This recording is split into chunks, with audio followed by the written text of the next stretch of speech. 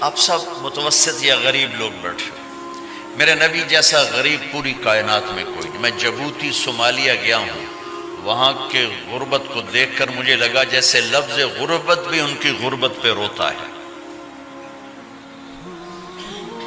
ایسی غربت میں نے پورے پاکستان میں کہیں نہیں دیکھی جو میں نے جبوتی میں دیکھی، صومالیہ میں دیکھی، کیمرون میں دیکھی، چاڈ میں دیکھی، سوڈان میں دیکھی۔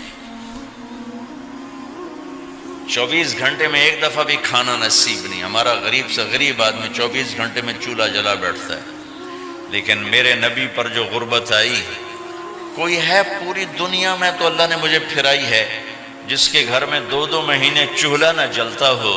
میرے نبی وہ فقیر تھے جن کے گھر میں 2 مہینے چولہا نہیں جلتا تھا۔ ایک رات آپ سوئے ہوئے، کبھی یوں کروڑ بدلے اور کبھی یوں کروڑ بدلے، بار بار حضرت عائشہ کے ساتھ۔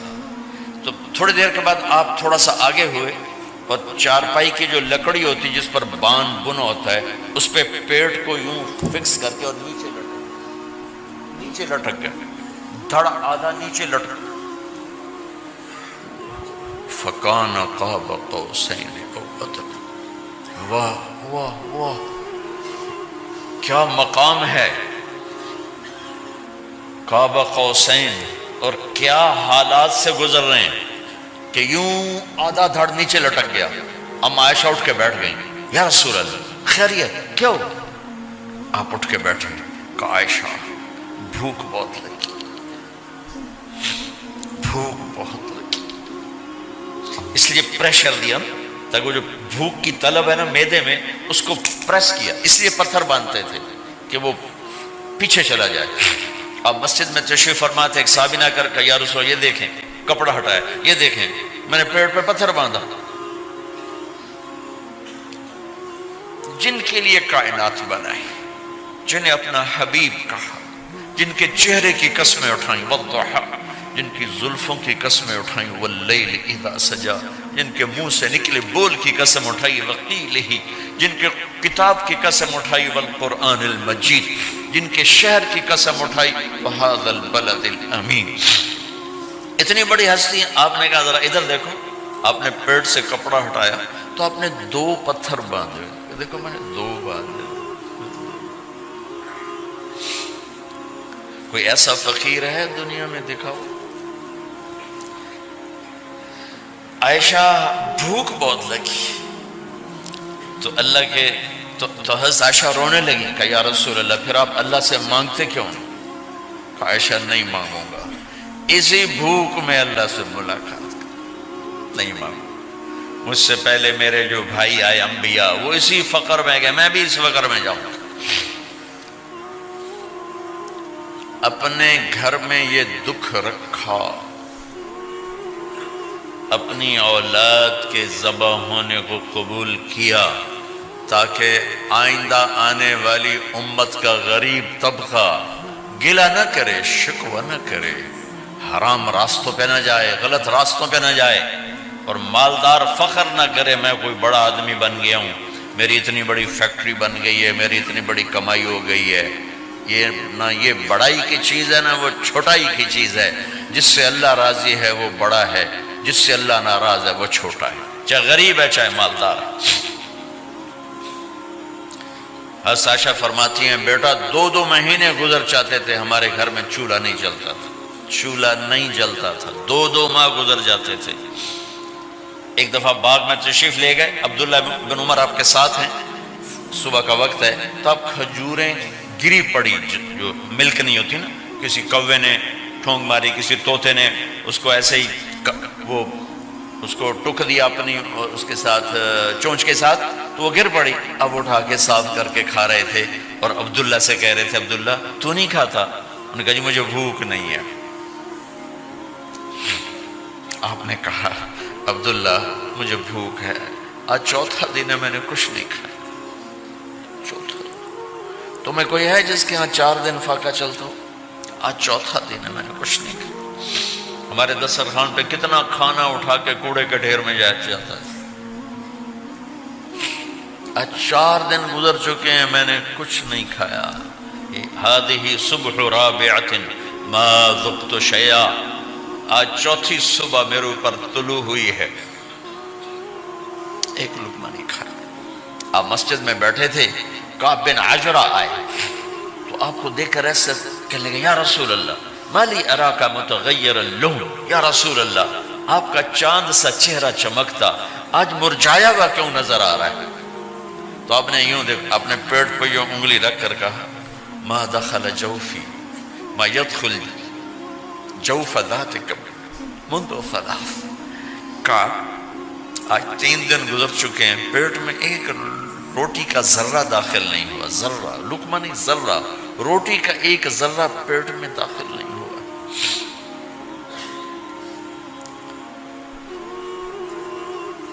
اور اتنی بڑی رسالت، اتنی بڑی نبوت،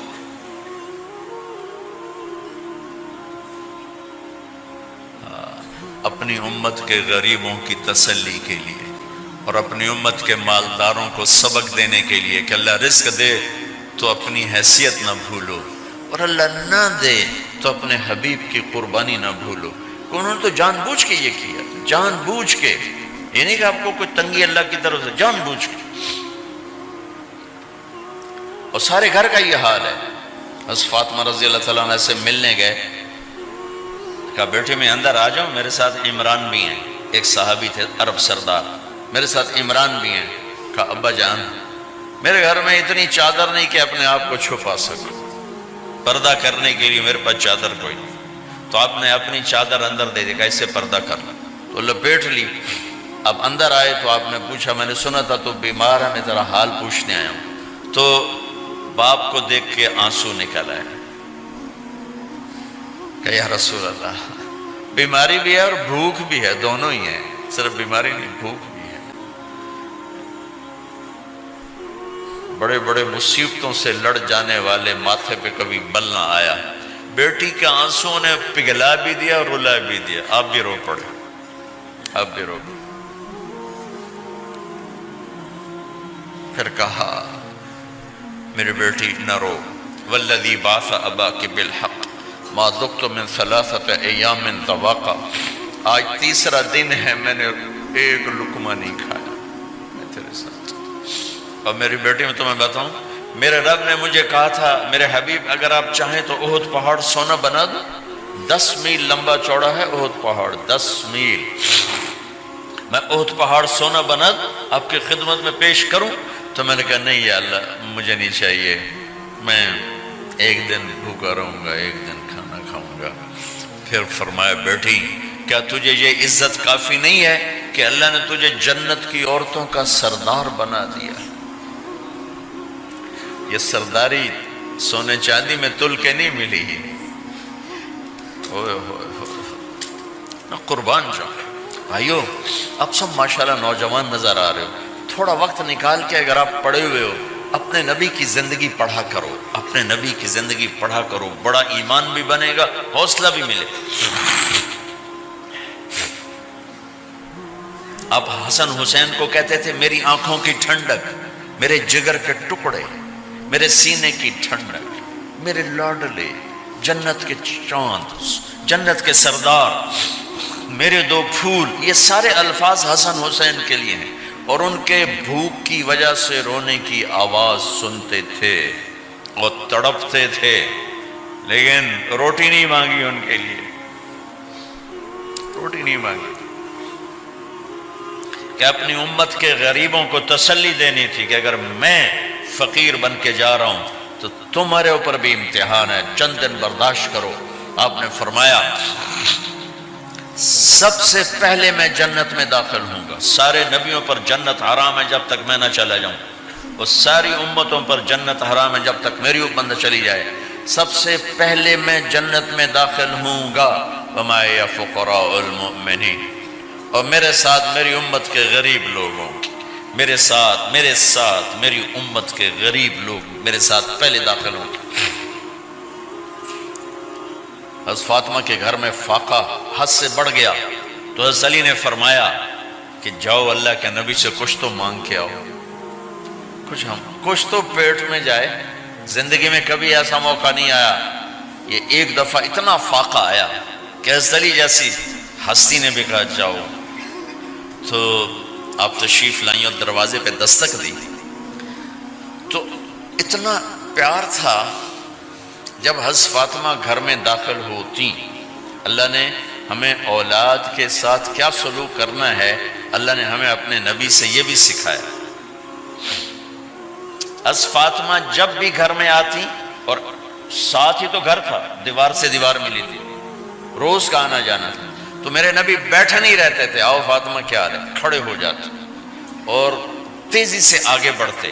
دروازے پر ہی حضرت فاطمہ کا ہاتھ پکڑ لیتے، ہاتھ کا بوسہ لیتے، بوسہ لے کر ہاتھ پکڑے پکڑے بیٹی کو چارپائی پہ پہلے بٹھاتے، اس کے بعد خود بیٹھتے تھے. اکرموا اولادکم، میرے نبی نے کہا اولاد کو عزت دو، پھر وہ تمہیں عزت دیں گے. ہمارے ماحول میں اکثر ماں باپ نے اولاد پہ ڈنڈا ہی اٹھایا ہوتا ہے، پھر ان میں بغاوت پیدا ہو جاتی، پھر کہتے ہیں اولاد نافرمان ہے. آپ نے دستک دی تو کہنے لگے یہ تو فاطمہ کی دستک ہے، خیر تو ہے، پہلے تو کبھی اس وقت میں آئی نہیں. تو آپ نے ام ایمن سے کہا دروازہ کھولو. ام ایمن نے دروازہ کھولا تو آپ نے استقبال کیا، بٹھایا، پوچھا بیٹی کیا ہوا، اس وقت میں کیسے آئیں؟ کہ یا رسول اللہ بہت فقر ہے، بہت بھوک ہے، آپ کے پاس سنا کچھ مال آیا ہے، کچھ ہمیں بھی دے دیا جائے. اتنی صابر بیٹی زندگی میں ایک دفعہ بھوک کی شکایت لے کر آئیں، اور آگے باپ نے پھر پیپر لے لیا، پھر امتحان میں ڈال دیا. آپ نے کہا بیٹی میرے پاس 5 بکریاں کھڑی ہیں، دے دوں یا 5 دعائیں سکھا دوں؟ یہ بھی کوئی کتنا سخت موقع تھا، کتنا سخت موقع ہے کہ صبر کا پہاڑ بیٹی اتنی مجبور ہو کر آتی ہیں کہ یا رسول اللہ برا حال. تو میرے نبی کہتے بیٹی یہ بکریاں بھی لے جا، دعائیں بھی لے جا، دونوں جمع کر دیتے، یا دعائیں بعد میں سکھا دیتے، بکریاں دیتے، ایک تو دے دیتے. پر امت کے غریبوں کو تسلی دینی تھی، چونکہ امت میں اکثر طبقہ غریب ہوگا. تو آپ نے کہا بیٹی 5 بکریاں دوں یا 5 دعائیں دوں؟ تو وہ سمجھ گئی اپنے باپ کے مزاج کو کہ ابا جان امتحان لے رہے ہیں. تو کہا ابا جان بکریاں چھوڑ دیں، مجھے دعائیں سکھا دیں، مجھے بکریاں نہیں چاہیے. بھوکے کی رات بھی گزر جاتی ہے اور بھوکے کا دن بھی ڈوب جاتا ہے. تو آپ کا چہرہ ایسے کھل گیا کہ میری بیٹی پاس ہو گئی. کہ بیٹی آپ تم دعا میں یہ کہا کرو یا اول الاولین یا آخر الاخرین یا ذا القوة المتین یا راحم المساکین یا ارحم الراحمین. یہ تیرے لیے 5 بکریوں سے اعلیٰ چیز. اب گھر واپس گئیں خالی ہاتھ. حضرت علی نے فرمایا تو کچھ بھی نہیں لائی؟ کہا نہیں لائی ہوں، بہت کچھ لائی ہوں. کہا کیا؟ کہا میں دنیا لینے گئی تھی، آخرت لے کے آ گئی. ذهبت للدنیا وجئت بالآخرہ. تو حضرت علی نے فرمایا تیرا آج کا دن سب سے اعلیٰ دن، خیر ایام کی حال. داماد کا امتحان لے لیا، حضرت علی کو بلا لیا. علی 5000 بکریاں دوں کہ 5 دعائیں دوں؟ وہاں تو 5 بکریاں، اب 5000 کر دیں. علی 5000 بکریاں لیتے ہو یا 5 دعائیں لیتے ہو؟ تو بھی سمجھ گئے کہ آج میرا محبوب مجھ سے امتحان لے رہا ہے کہ علی کتنا کو مضبوط ہے اپنے ایمان میں. اور فاقے میں نے بتا دیے کیا گزر رہے. آدمی اپنی بھوک سہ لیتا ہے، اولاد کا رونا برداشت نہیں ہوتا ہے.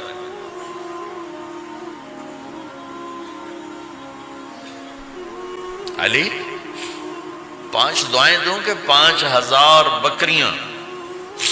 حضرت علی نے عرض کی یا رسول اللہ دعائیں سکھا دیں، بکریاں نہیں چاہیے. میرا نبی کا چہرہ کھل گیا کہ میرا داماد بھی پاس ہو گیا. علی تو یہ دعا مانگا کر روزانہ، اللہم اغفر لی ذنبی ووسع لی خلقی وبارک لی فی رزقی وقنعنی بما رزقتنی ولا تذهب قلبی الی شیء صرفتہ عنی. یہ 5 دعائیں تو مانگا کر، 5000 بکریوں سے زیادہ ہے. اللہم اغفر لی ذنبی، اللہ میرا گناہ معاف کر. وسع لی خلقی، میرے اخلاق عالی شان کر. بارک لی فی رزقی، میرے رزق میں برکت دے. قنعنی بما رزقتنی، مجھے لالچ سے نکال دے، مجھے لالچی نہ بنا، مجھے حریص نہ بنا. ولا تذهب قلبی الی شیء صرفتہ عنی، جو تو نے مجھے دیا نہیں اس کی میرے اندر سے طلب بھی ختم کر دے، مجھے اس کا طلبگار بھی نہ بنا۔ کہ یہ 5000 بکریوں سے زیادہ ہے۔ میں نے تھوڑا سا اپنے نبی کے گھر کا نقشہ آپ کو بتایا کہ یہ چند دن صبر کی دنیا ہے، اللہ راضی ہو گیا تو موت سب سے خوبصورت پیغام